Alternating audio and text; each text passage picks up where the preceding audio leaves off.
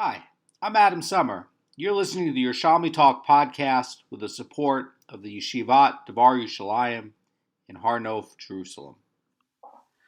This is Sheviis, chapter 9, Halacha 1. We're going to be getting into harvesting something in the 6th year, and then some seeds fell into the field, and then it grew into the 7th year. And the Tanaim have a maloket on this. Rabbi Akiva is going to say that these are going to be prohibited doraita, and the sages are going to say this is prohibited d'Rabbanan. Everybody agrees it's prohibited. But the question is, how are we deriving this? And Rabbi Akiva is going to say this is doraita because he's saying that it's saying, behold, we will not sow and we will not gather in our crops. This, by the way, is coming from one of the pasukim in the Torah. And Rabbi Akiva is pointing out that the verse does not need to mention gathering. And this, by the way, is going to be in Vayikra 25:20. So it doesn't need to mention gathering. Rabbi Akiva is saying this extra word is showing that it is forbidden to sow, and there is nothing to gather in that case. In other words, if you didn't sow, then there's nothing to gather. And because there's something that grew, because you're not allowed to sow. So how did something grow? Rabbi Akiva is saying this is prohibited because when you're not sowing and something still grows and you're not allowed to gather it, that's going to be the way that Rabbi Akiva is going to derive it. And by the way, Rabbi Akiva is also going to say that anything that grows on its own in Sheviis, so that if it grows in Sheviis and carries on to the next year, it's still going to be prohibited. This is not the halacha. The Rambam also says this is not the halacha, and the sages disagree with Rabbi Akiva. And they're saying that Sefachin of Sheviis is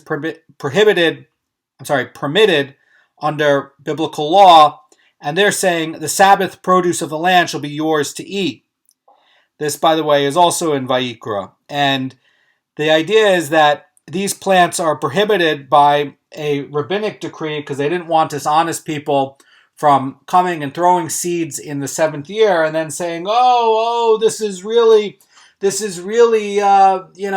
aftergrowth and I'm allowed it, and they cheat, and they didn't want because effectively what they would do is they would lie about it and sow, and you're not allowed to sow. So they basically prevented the crop from being used as aftergrowths, and by preventing the crop, then there's no point to sow. And again, the Rambam holds in accordance with that it's a d'Rabbanan thing. Now, I want to point out that Sefachin does not apply to the field of trees. Why does it not apply to the field of trees? Why? Because the majority of farmers do not raise trees, and the rabbis did not deem it necessary to include the fruit of the tree in the decree, because one is permitted to eat fruit that grew on a tree during Sheviis. And by the way, even Rabbi Akiva is going to say that Sefachin does not apply to fruit of a tree, and that's because Rabbi Akiva is going to derive this prohibition of Sefachin for where we will not sow. And the idea is that it's something that's sown every year. A tree can be around for 50 years producing fruit. You don't sow a tree every year. And so that's going to not apply to a fruit tree. It's going to apply to something that creates a new crop every year because you sowed to get it. So there's going to be another subtlety about this. Regarding herbs or grasses that are not commonly planted by farmers, since it's not usual to cultivate these plants, they're also not going to be included in this decree because, again, it's not really being done as a widespread thing. And we have commonly cultivated plants, right? We know what they are. They're wheat, they're beans, they're chickpeas. We have vegetables like carrots and onions. Those are going to be subject to the decree. And therefore, you can't consume these plants that grew in the Sheviis year. But the decree of Sefachin applies only to plants growing in places where a person would ordinarily cultivate them. And so that way you kind of are trying to get rid of these people who were suspected of deliberately planting them on Sheviis. Now, if you have a field in the middle of nowhere, that's a field that really a farmer's not really going to cultivate. And also, if you have plants that really nobody's planting and it just happens to grow, it's also not going to be covered. So the rule, says the Chazan Ish in the end of Sheviis 9:17 commentary by the Chazan Ish, is saying that plants that were once cultivated and fell out of favor by farmers are no longer subject to the law of Sefachin. And that's basically where it becomes, if it becomes common practice to cultivate a certain plant, that's going to come under the subject of Sefachin. But it's not a normal plant that you normally are cultivating, then because everybody else is not really doing it, it doesn't come under the category. So if you are growing some sort of specialty herb or some sort of specialty vegetable that's really uncommon, you don't have a Sefachin problem. Now, grains and legumes that sprouted and got a third of their growth, says the Chazan Ish, during the 6th year, are going to be regarded as products of the 6th year, even though they continue to grow and are picked during the 7th year.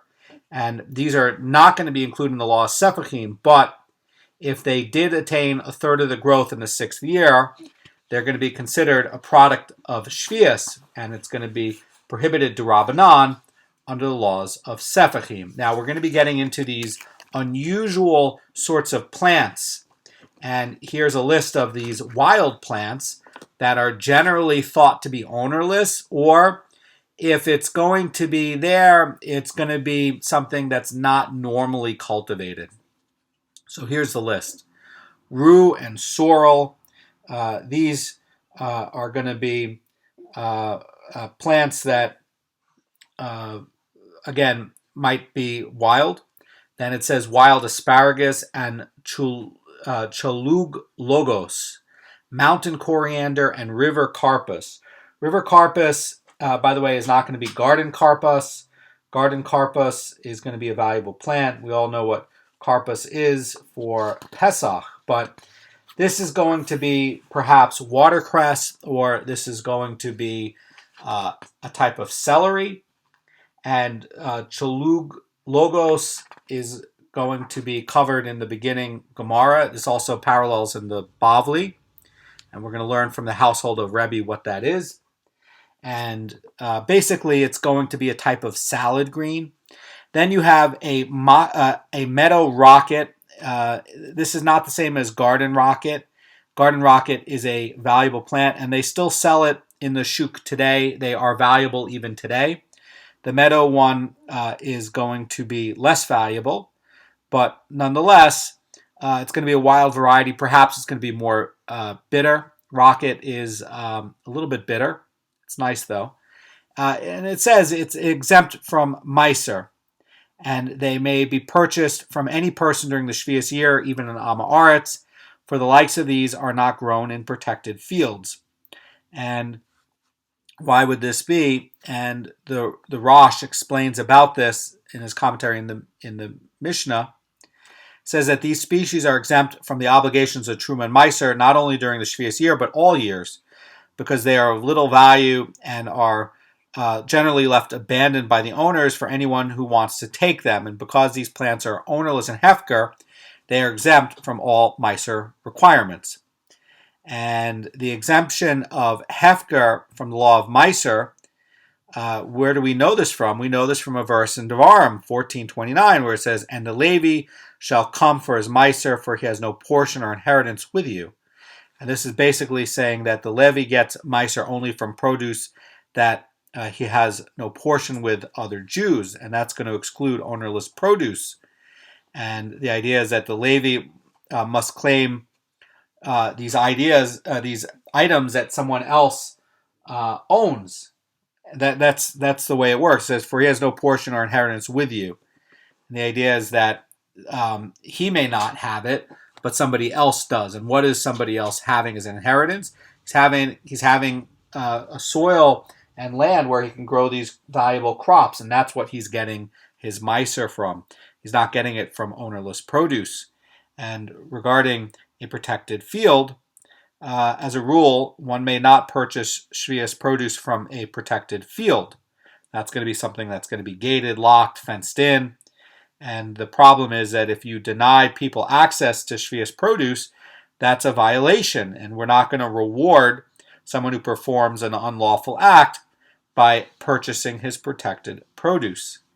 And we're also worried that somebody who is so flagrant and open about violating Sheviis that he's gonna also misuse the money he gets from the purchase. And as we learned, this money is going to have Sheviis sanctity. So if you allow him to get a reward from it, not only is he going to misuse the vegetables, but he's also going to acquire sanctity on the money and then go misspend it.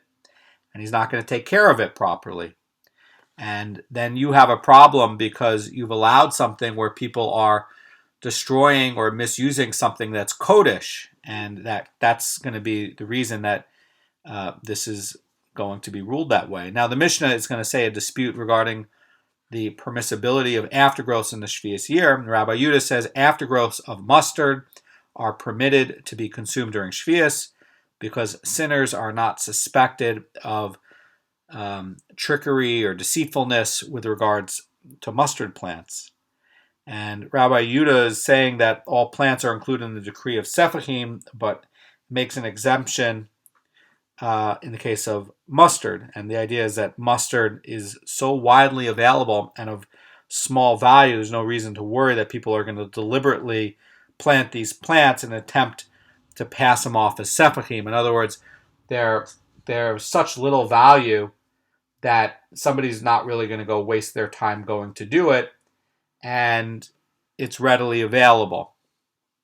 Also, it could be that the wild variety of mustard and the grown variety of mustard might be almost indistinguishable, and it might be that the mustard could be mustard seeds, mustard greens can be readily gathered in the wild in the Jerusalem forest, and you wouldn't be able to discern a difference between a protected one and not. And because the value is so low and is so readily available, and you don't see a difference between the wild and cultivated variety, that basically he's going to allow it. And there's no economic incentive to try to cheat with it. And there's a dissenting view. Rabbi Shimon Bar Yochai says all aftergrowths are permitted for consumption during Sheviis, except for the aftergrowths of cabbage, for the likes of these are not found from the vegetables of the field. And the idea is that Rabbi Shimon Bar Yochai is saying that the rabbinic decree of Sefachin was stated only on cabbage, but all other plants of Sefachin are going to be permitted. And the reason that the aftergrowths which grow wild and untended, somebody can generally distinguish it from a cultivated plant. And therefore, in most cases, there's no reason to worry that a person is going to claim aftergrowths as that sort of status on a cultivated plant, because you'll be able to tell the difference. But the exemption of the rule is going to be cabbage, because it's going to be impossible to distinguish between a cultivated cabbage and a Sefachin cabbage. So the Mishnah says a final view, and the sages say all aftergrowths are forbidden. So that's basically going to be the more stringent view. It's basically going to say that not only is cabbage forbidden, and not only are mustard seeds and mustard greens going to be forbidden, but everything else is going to be as well. And the sages are going to say, like Rabbi Yehuda, that the decree of Sefachin was stated regarding all plants, but they're not singling out mustard plants. And the idea with the sages, which is different than Rabbi Yehuda, is that they're saying that all Sefachin that grew in the 7th year are going to be prohibited by rabbinic decree, because they're worried that somebody's going to go cultivate crops during Sheviis and then claim it's Sefachin. So the Gemara is going to start talking about rue, sorrel, asparagus, and chalug logos. And basically, it's going to ask the same question that you're wondering, and it's basically going to be like, what on earth are chalug logos? And that's, in fact, what Rabbi Chagai is going to ask. He's going to say, Rabbi Chagai said the meaning of the words siruchin and chalug logos, and the question of who is greater, one endowed with wisdom or one endowed with years, was a matter of doubt for the colleagues in the study hall. In other words, the word serugin appears in the Mishnah in Megillah, and that's going to state that if one read the scroll of Esther, serugin, he has discharged his obligation. This, by the way, is in the Yerushalmi 2.2, Bavli 17a in Megillah, and the word chalug logos appears also in the Mishnah, which is going to permit the purchase of it from an Amma Aretz. This, by the way, is going to be in Yoma 18a. And this is going to list chalug logos as one of the foods that are held from a zav, that are withheld from a zav during the 7 clean days, because he might come to get a discharge and contaminate them. So the question is going to be, what are these two words? And the Gemara asks the question, who is greater, somebody who has wisdom or somebody who has years? And that was a matter of doubt for the colleagues in the study hall, and they said, let us go and ask those of the house of Rebbe. So basically they want to know, if you have a guy who's really, really old and he's been learning, but maybe he's not as wise, is he going to be sort of regarded as more superior? Is that the higher state? Or is it going to be somebody who's much younger, but he's very, very wise, but he doesn't have all the years and experience? So they want to go ask Rebbe this question. They left to go and ask, and when they arrived, the maidservant of the house of Rebbe came out and said to them, let those who have attended years first entered. And following her instruction, Rebbe said, let so-and-so enter first, and let so-and-so enter first. And from this instruction, we learned that age is going to be honored above wisdom. And then they began coming in one at a time, says the Gemara, and the maidservant said to them, why do you enter segurin? And this is going to indicate intermittently. And then, so that's going to be the definition of this word. It's going to mean intermittently. And then the incident continues, and one rabbi in the group was carrying a bunch of purslane in his handkerchief, and they fell from him, and they said to him, Rabbi, your chalug logos are scattered. And that's how they learned that chalug logos refers to purslane. Purslane is a weed used as a salad green. Now, there's also, by the way, these two words are going to appear in the Tanakh as well. And good luck trying to understand what these two words mean in the Tanakh as a translation without the oral law. Now, the Gemara is going to identify another plant listed in the Mishnah, and what is river karpas, and Rabbi Yosef ben Bar Hanina said it is river cress. This is going to be like watercress, and watercress does grow in water, and it's a green, and you can use it for cooking and salads, and it's delicious. And there's a Gemara that's going to wonder why the Mishnah limits its groups of ownerless plants to the ones listed. And the Gemara is going to answer a good question, and our friends are going to come back up, and it's going to say, why did the Mishnah not teach that pennyroyal, hyssop, and savory are among this? In other words, we covered this before, that these three plants have special categories because it can be used as animal food or firewood, or it could be used for human food and spices. So why is this going to be generally considered ownerless? And why is it that this is not going to be included in the Mishnah? And the Gemara is going to forestall two possible answers related to this question. And the Gemara says one should not say that the reason these plants are not included in the Mishnah is that their law differs from the other plants in the following way. And when these plants, like pennyroyal, are protected in the courtyard, they are subject to the Meiser requirement, and they are not hefker. But when these plants of the Mishnah are protected in the courtyard, they are not subject to the Meiser requirement because they are hefker. And this is a distinction that is not going to be accurate. Rather, both of these plants and those plants in the Mishnah, if they were protected in a courtyard, are going to be subject to the Meiser requirement. And similarly, one should not attribute their exclusion to the following difference. When these plants of the Mishnah are protected in the garden, they are subject to the Meiser requirement, for they are not hefker.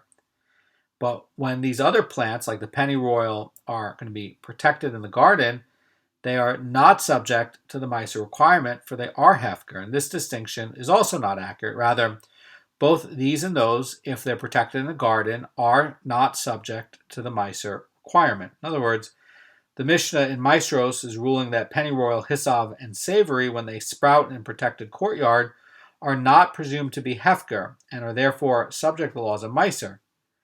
And by speaking only of a protected courtyard, the Mishnah implies that when these herbs sprout in a protected garden, they are presumed to be hefker and not subject to Meiser. This, by the way, is in Yerushalmi Daf 1:1. So the Gemara here is assuming that the plants of the Mishnah is going to differ in this respect, and that they're not going to be presumed hefker even when growing in a protected garden. The Gemara is going to suggest this is why the Mishnah does not combine these plants into a single list and doesn't include these. And the Gemara is going to conclude that the herbs of the Mishnah are also presumed hefker when growing in a protected garden. Therefore, there's no apparent reason not to include the three in the list. So the reason that these uncultivated herbs in a protected garden are not presumed hefker, while these are growing in a protected garden are presumed hefker, is going to be like this.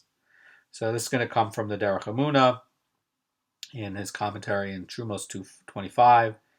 The idea is that since the purpose of the garden is to cultivate plants, the gardener focuses on the plants that he sowed, and he doesn't take an interest in wild, untended herbs that sprout there on their own.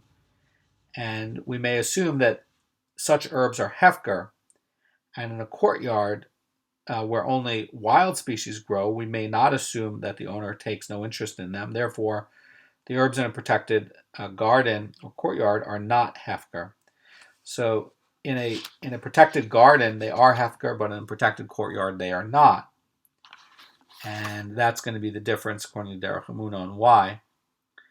So it's going to come back to this original question. Why then does the Mishnah teach laws only about these listed cases and not including these other herbs like pennyroyal, hisav, and savory? And the Gemara is going to explain. And it is so that one will not say that since most plants of these species listed in the Mishnah are sown by farmers, and some from protected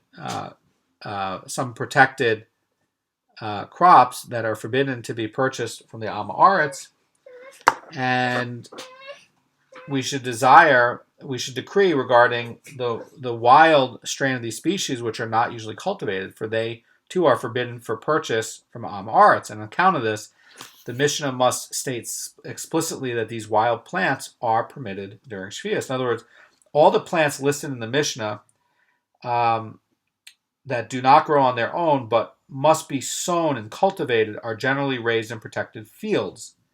And these cultivated strains may not be purchased from an Am Haaretz unless you know for sure that they did not come from a protected field. And if their source is not known, we have to worry that the Am Haaretz is taking plants from a forbidden source. And although the wild strain in the Mishnah do sprout on their own and are neither cultivated nor protected, one may argue that they too may not be purchased from an Am Haaretz, lest you worry that they're cheating in some way. So then there's no need for the Mishnah to state explicitly that they may be purchased from an Am Haaretz, because if that's true, then the plants listed in the Mishnah are certainly true of these three as well. So, in other words, the Mishnah is trying to inform us that, in fact, the wild strains of these species may be purchased from the Am Haaretz without worrying about it. And that's why it's in the Mishnah. So it's trying to carve out what is going to be the list of plants. And that could be one reason why these three plants, pennyroyal, hisav, and savory, are going to be excluded. And these ones are are going to be particularly in the wild, and the idea is that maybe these other ones can still be growing in some sort of protected environment, and then it wouldn't quite fit into this list of truly wild plants. So the question is, what is the law regarding whether these plants should be forbidden as aftergrowths of Sheviis? And the Gemara is basically going to be getting into this list of what is going to be Sefachin. Now, Sefachin again is going to be D'Rabbanan, and the Gemara is going to wonder whether this prohibition of Sefachin was enacted also on the species in this list. And it's kind of hard to understand. The Vilna Goan is going to explain it. The Vilna Goan says this question is hard to understand because by permitting the purchase of these plants from an Am Haaretz, the Mishnah is implying that they are permitted for consumption, and that would seem to indicate that they are not prohibited in Sefachin. So then, what's the basis for this Gemara asking it? And the Gemara is going to, and the Vilna Gaon is going to explain this Gemara as saying that there's an important difference between these plants that sprouted from seeds that fell in the previous year's harvest and those that sprouted on their own in places where no seeding was ever done. And the decree of Sefachin only applies where seeds are falling, not by plants that spontaneously grow and plants that have never been sown. So the plants listed in the Mishnah, the first ruling, are going to be wild species, which generally sprout by themselves, and they were never cultivated in the first place. And the Gemara is going to recognize that these plants are not subject to Sefachin, and basically because they're going to grow on their own, and they didn't sprout from seeds that were in the previous harvest. And if it were a case where the wild species are included in the decree of Sefachin, then these plants that sprouted from last year's seed would be forbidden for consumption. And then, these species would be not included in the decree, but that's not how it is. So, in other words, part of what the Vilna Gaon is explaining is that because these weren't actually sown and they sprouted spontaneously, this is going to be something that by its nature is going to sprout spontaneously. And because of that, it's not going to be included in the list of prohibited vegetables. Now, the Gemara is going to get into the next thing about the mustard. And the Gemara responds, let us learn the answer to this question from the teaching of the Mishnah. Rabbi Yehuda says, aftergrowths of mustard are permitted, for sinners are not subject or suspect of deceitfulness with regards to mustard plants. Now, the idea is that the mustard plants are so widely available and that they have very little value. Now, mustard plants you can use for pickling. The greens are fantastic for cooking. They're very nutritious, like a beet green. And when you look in Chinese cooking, they will be using the greens in kind of like a cabbage, and they'll be using it in their cooking, and they'll pickle it often. It does have a slight mustardy taste, and you can also, of course, keep it for the seed, and the seed, of course, you can make into mustard. So it has a few different uses. Again, we've covered this before with the plants, where sometimes plants will have multiple uses to the plant. So the question is going to be, is it going to be where mustard and mustard plants are going to be so widely available that they're not going to be covered in the laws of Sefachin? The Gemara is going to explain this. Rabbi Yehuda says that the only reason Sefachin of mustard is permitted is that the sinners are not suspected of cheating with regards to mustard plants. Why? Because why would you go plant it? Because it's so readily available and so cheap. So it's not even worth the effort. And the same would be true of these plants listed in the Mishnah, because sinners are not suspected of cheating with regards to these plants. They should also be permitted. And the idea is that these are so widely available and such insignificant value that people are not really going to go suspect people of cheating, and also probably are not really going to be going out and engaging in this kind of agriculture because there's really no economic value to going doing it. It's so readily available in the wild and so cheap. Why bother? So that's why this is going to be permitted according to Rabbi Yehuda. Now, the Mishnah says, Rabbi Yehuda says of Sefachin mustard, they are permitted during the Sheviis year. The Gemara is going to ask, until now, Rabbi Yehuda stated his ruling only with regards to the seeds of a mustard plant, but what about the greens? Are these also going to be permitted? And again, we're talking about whether, you're talking about a plant that has multiple uses of it.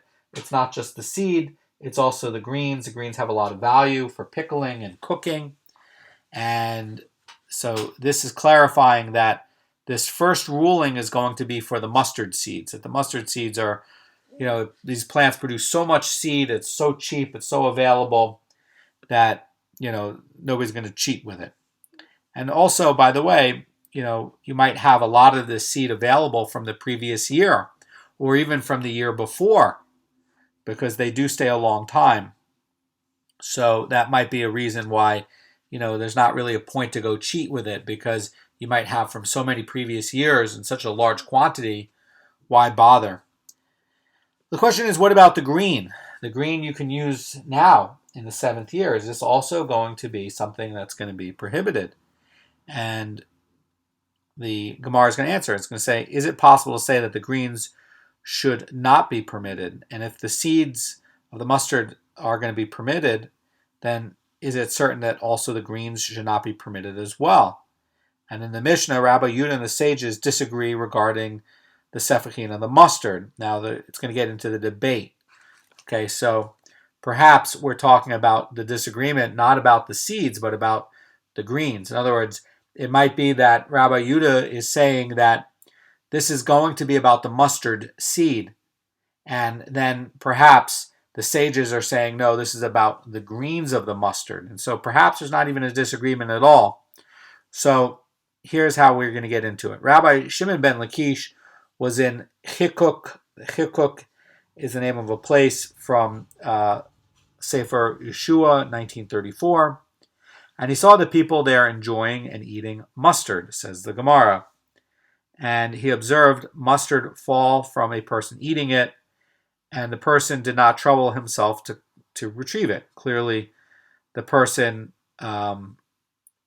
did not consider it to have any value. In other words, it's saying he did not retrieve it. Okay, it fell and he just left it there. And on observing this, Rabbi Shimon ben Lakish said, if one brings me aftergrowths of mustard of the Sheviis year and asks me whether it may be eaten, I will rule in accordance with Rabbi Yehuda. In other words, he saw it where the people regarded this as having such little value that they didn't even pick it up when it fell. And the idea is that, he's saying in this place that the decree against Sefachin would not apply to mustard.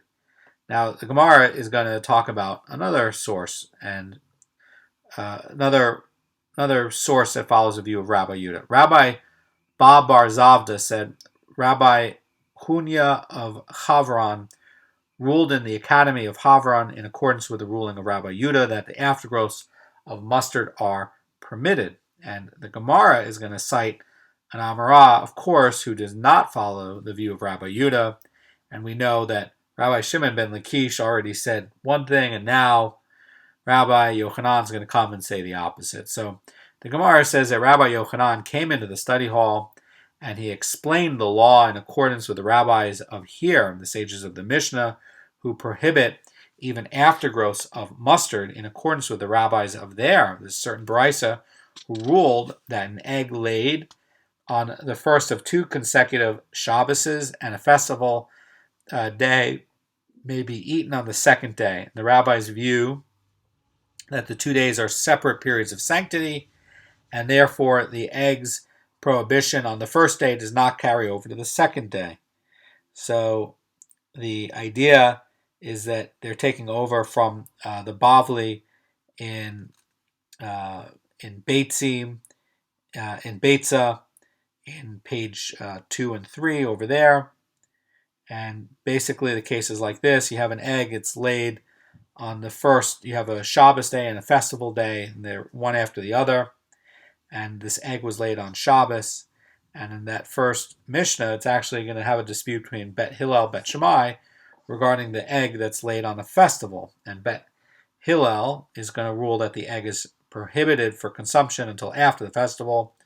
And Bet Shammai is going to say that it's allowed right away. The same is going to apply when the egg is laid on Shabbos. Now, the Gemara is going to give a lot of explanations on Bet Hillel's prohibition, and some of this is going to come up now in the sugya. This theme is going to be coming up. So, from this incident, we see that Rabbi Yochanan does not follow the view of Rabbi Yehuda regarding Sefachin and mustard. In other words, he's going to go with the sages and say that that all plants are going to be prohibited. Now, perhaps Rabbi Yochanan is also saying that this is really about the mustard greens. Again, the question is going to be about the seeds and the greens, and so perhaps Rabbi Yochanan is going to say not only are the greens prohibited, but also the seeds are prohibited. And Rish Lakish might be saying that not only are the seeds permitted, but also the greens are permitted. So the Gemara is going to relate what comes when Rabbi Yochanan issues these rulings in the academy. And Rabbi Abba Bar Zamina says in the name of Rabbi Yitzchak, on account of these rulings, Rabbi Yochanan went down from Tzipori to Tiberias, and he said, "Why have you brought me up this elder judge? Brought upon me this elder judge? For if I permit it, he prohibits it, and if I prohibit it, he permits it." So Rabbi Yochanan is talking about this elder judge of Sipori, who was opposed to Rabbi Yochanan in these two cases, not only in the Sefachin, but also in this one in Beitza about the egg. And basically where Rabbi Yochanan permitted it, this sage is going to prohibit it. And over there also, where the sages regarded an egg laid on the first of consecutive Shabbos and a festival days, the elder prohibited it. And by ruling in accordance with Rabbi Yehuda, whereas Rabbi Yochanan prohibited it, and following the sage's ruling on the aftergrowths of mustard, the elder permitted it. And this, by the way, this elder is going by the way of Rabbi Yehuda. What's going on with this? And the Gemara is going to identify who this elder judge is who disputes Rabbi Yochanan's rulings and goes not with the sages, but actually goes with Rabbi Yehuda on this.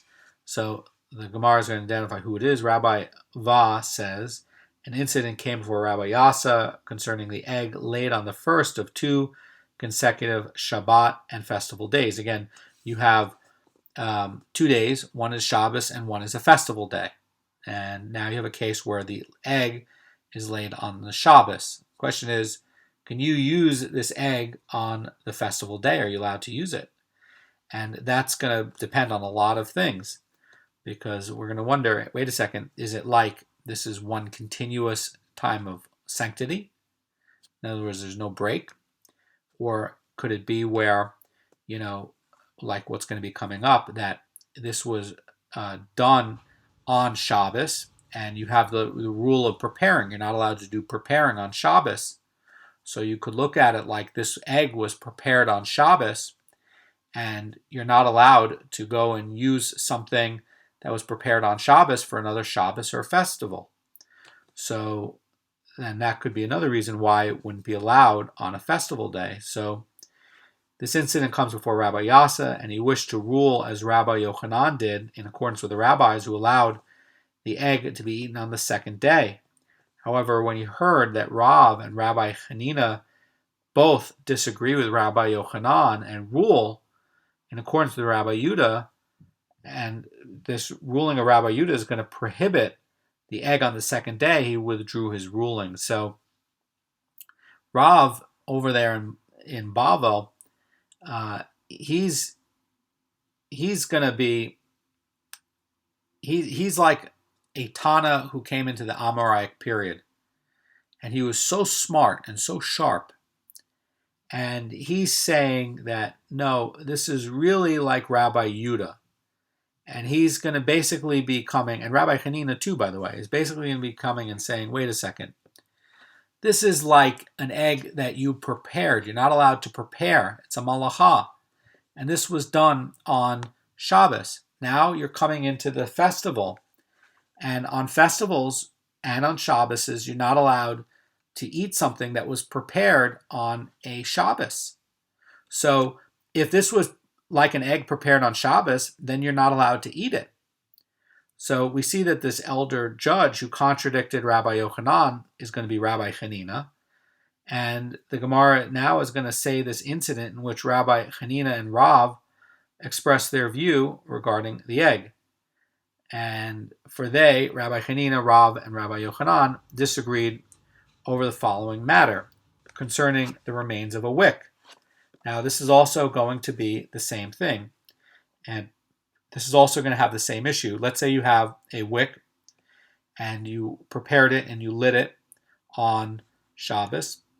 Now it goes out for the festival. Are you going to be allowed to relight this wick on the festival? So they, Rabbi Hanina, Rav, and Rabbi Yochanan, disagree on this. And concerning the remains of a wick, or the remains of a torch, or the remains of the oil of a lamp, that were extinguished on the Shabbos, what is the law with regards to lighting them on the festival of the next day? And on the Shabbos, of course, you're not allowed to relight it. That's going to be muksa. But the question is it going to be prohibited still on the second day or not? In other words, on Shabbos, it's muksa. You can't do anything about it on Shabbos. But on the second day of the festival, are you going to have to leave it that way? And Rav and Rabbi Hanina, both of them said that these items are prohibited for use on the second day. And why would that be, right? So basically, their idea is going to be saying that because this was, you could look at it and say, well, wait a second. Are you saying that Shabbat and the festival are really like one long period of holiness? And I don't think that's really what Rav and Rabbi Hanina are saying. Rabbi Hanina and Rav, I think, are saying that because you had in your mind that this was muksa, and even if it changed and it went into this next period of the festival day, it still remains forbidden. I think that's the idea. In other words, they're viewing these 2 days. The question is, are they viewing these 2 days as one continuous period of sanctity? And could it be that that's why they're saying that, okay, this, was muksa and it expired and it extinguished, and then it went into this second day, and really it's one long period of time. And Rabbi Yochanan says that they are permitted on the second day because the 2 days are deemed 2 distinct periods of sanctity. So I don't think that's really how Rabbi Hanina and Rav are deriving this. In other words, I don't think that they're saying that it's going to be one long period of sanctity. I think what they're doing is they're saying that, first of all, in your mind, this was already done as muksa. And then, the wick was kindled on Shabbos, and it goes out. And the idea is that you prepared it over here, and then once you had it in mind that it was muksa, when it continued into this other period, it didn't become unmuksa. In other words, it's still a period of time of holiness. So yeah, that would look like you're really having one period of time of sanctity, but I don't really think that's what's happening here. I think really what's happening here is that it's going to be more like the case of the egg, where it was laid on the day of the day of Shabbat, and that's really going to be like preparing. And because it was prepared on Shabbat, it's going to prohibit the use of that on another Shabbat or a festival. And likewise over here with the case of the wick, because the wick was prepared, lit, and already in the mind laid out as muksa, and then it was extinguished on Shabbat. I think the way Rav and Rabbi Hanina would be looking at it is like the case of the egg, like you're forbidden to use something that was prepared on the Shabbos. In other words, that this leftover oil or this leftover wick or this leftover lamp, effectively, you can't relight it because it was effectively, you wouldn't be able to rekindle it because it would be prohibited from the Shabbos, and they wouldn't look at it as a continuation of the sanctity from the Shabbos into the next period. And I don't think that's what they're arguing. I think that they're going to be arguing that there's a problem with it being muksa in the first thing and then it transferring over to new days. I think that's going to be the issue. So the Gemara is going to ask a question. It's going to come up twice. And Rabbi Mana is basically going to be asking about this comparison between the egg and the wick that Rabbi Hanina is basically, and Rav are basically drawing from. And Rabbi Mana stated before Rabbi Yudan, why do you confuse the law of the wick and the law of the egg? And basically he's saying that they're not comparable. And Rabbi Mana is effectively going to be saying that, could it be that, perhaps they're really looking at this in terms of the Shabbos and the festival as really one long period of time of sanctity, and that's why they're going to prohibit both. In other words, they're going to basically be saying that no, they must be prohibiting both because of the time of sanctity, and it's really not as related as you think. But Rabbi Yudan says no. He says back to Rabbi Mana, from that which we see that the rabbis compare these laws, this tells us that this case of the wick is like the case of the egg and vice versa. In other words, they're going to be really analogous. And really it's showing that this one is like that one. So if this one is like that one, then is it going to be a case where Rav and Rabbi Hanina are saying that no, they're disagreeing with Rabbi Yochanan saying this is one long period of time and that's why it's going to be a problem? Or are they going to be saying that no, there's actually, it's really two different periods of time, like what Rabbi Yochanan said, but there's something intrinsic where like with the egg over there in Beitza, where it's going to be like, okay, this egg was laid. The idea in Beitza and the Bavli is going to be that that Rav has is that this egg was laid on Shabbat, and that's preparing, and you're not allowed to prepare. It's a malacha, it's forbidden labor. And now because this was done on Shabbos, you can't use this egg on another Shabbos or a festival.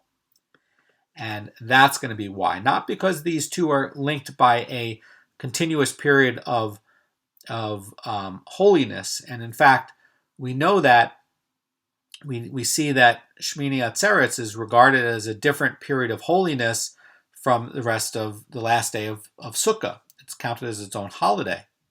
So really, the idea I think that Rav is holding is that there's something intrinsic about the laws of Beitza and preparing that's going to be similar to this problem of the wick that goes out and trying to relight it. In other words, it violated some sort of malacha, and when it violated this malacha, you're not allowed to go use it on another Shabbos and also to go and use it for a festival. I think that's going to be the idea that Rav is going to be holding.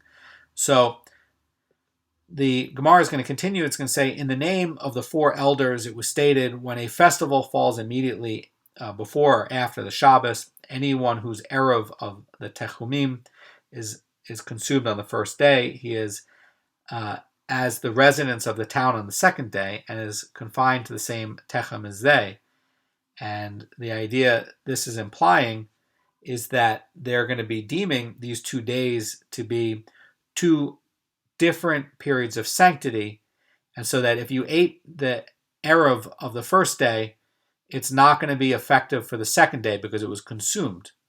And Rabbi Huna, in the name of Rav, says that the halacha is in accordance with the ruling of the four elders. So really, when you go and you look at the laws of erevim, okay, and they're saying that, wait a second, if you have a Shabbos and you have a festival, and somebody makes the Erev and then eats all the food on the first day, so there's nothing left in the second day.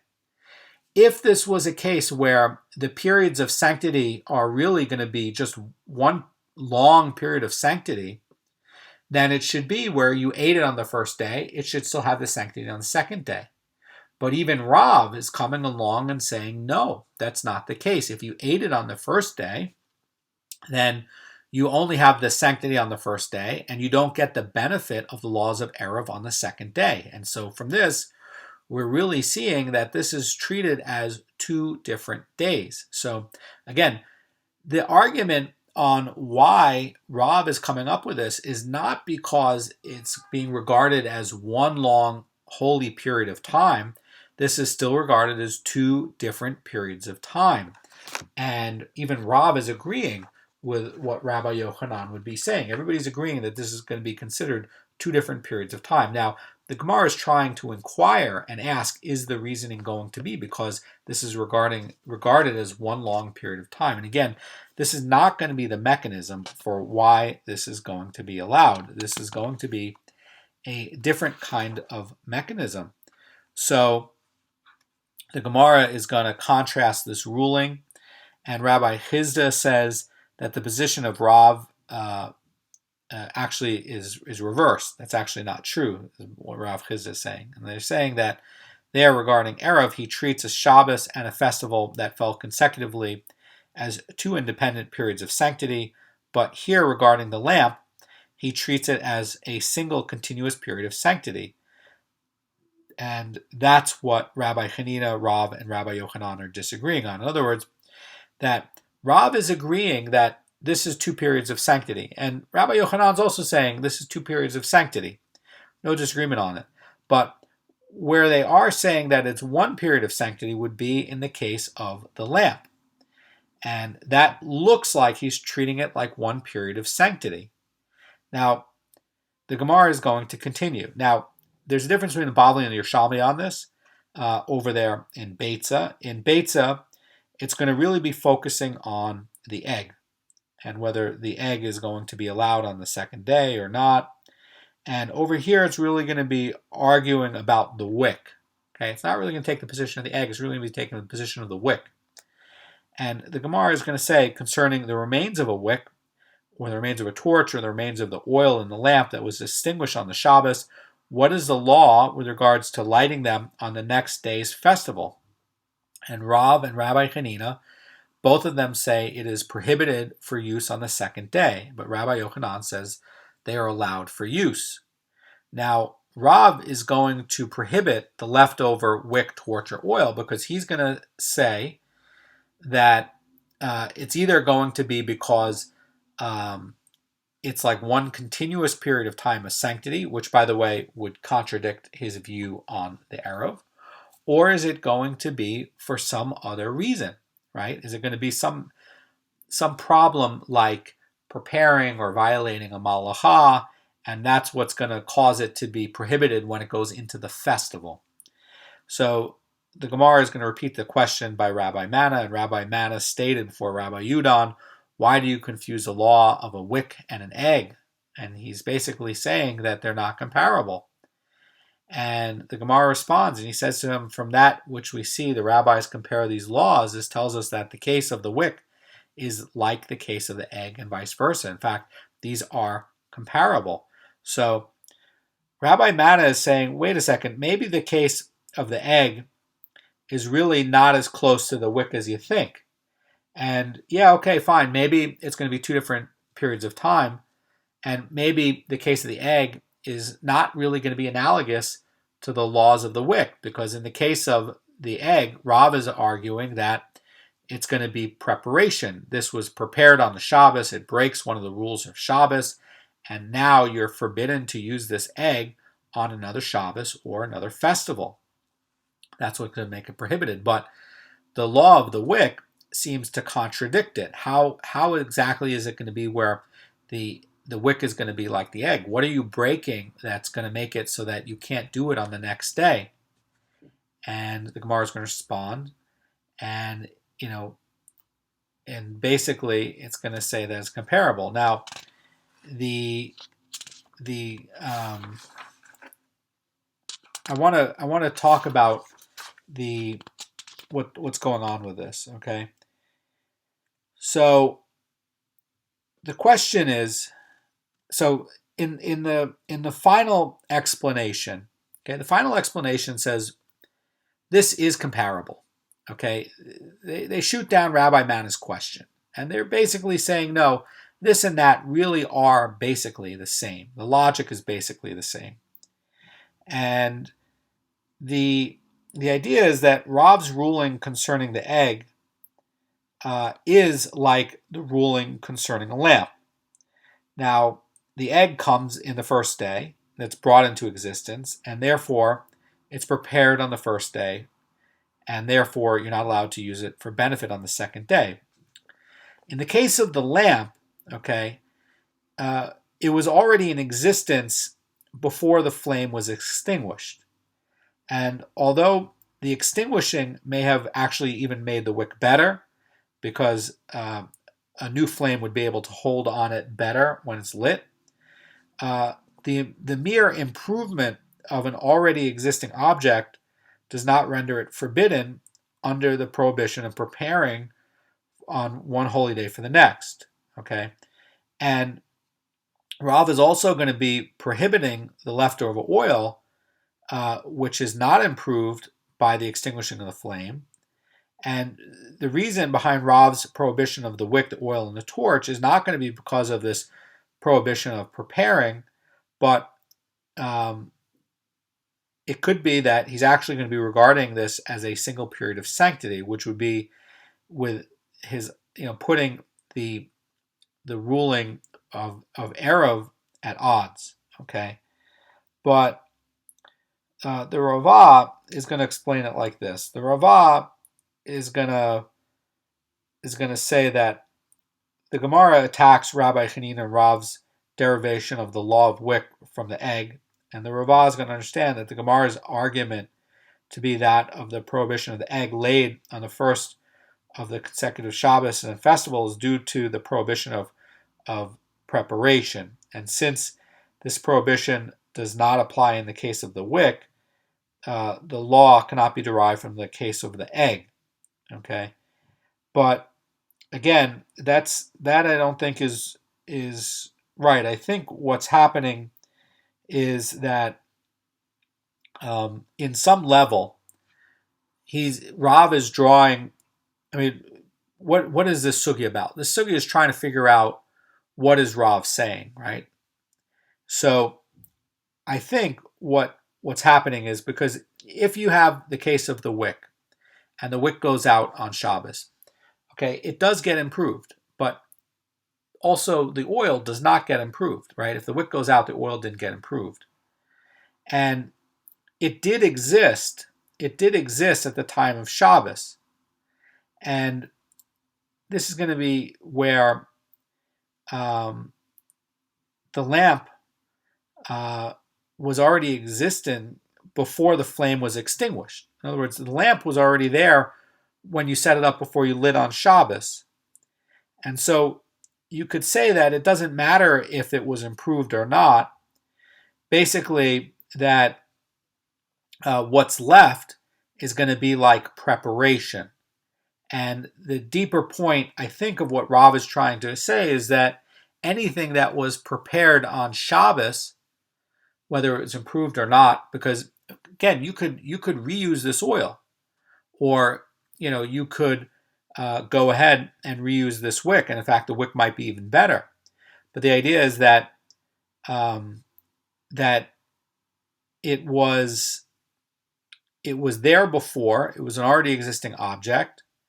Okay, and then there's a change that happened on the Shabbos, and what's left over from that change can't be applied down to the second day, not because that there's a contradiction with Erev. In other words, Rav is right about Erev. There really is it's a 2-day thing. Rav says that if you ate everything from the first day, you can't carry it over to the second day. He's clearly showing that this is not 2 periods of sanctity. This is going to be 1 period of sanctity and then 1 period of sanctity. This is not one long period of sanctity. These are two independent periods of sanctity. And because of that, he's basically going to be saying that this really is like the egg. In other words, that this affected a change on Shabbos. And what's going to be left from what this happened to have changed, like this new egg that came into being, you can't use it on another Shabbos or a festival. And I think that is the idea of what Rav is arguing. And that's how you can hold together where it's saying that this and that are going to be the same. Again, we're trying to understand what is Rav saying on this. Now, tomorrow we're going to get into the rest of the halacha about Rabbi Shimon and about the aftergrowths of cabbage. Have a great day.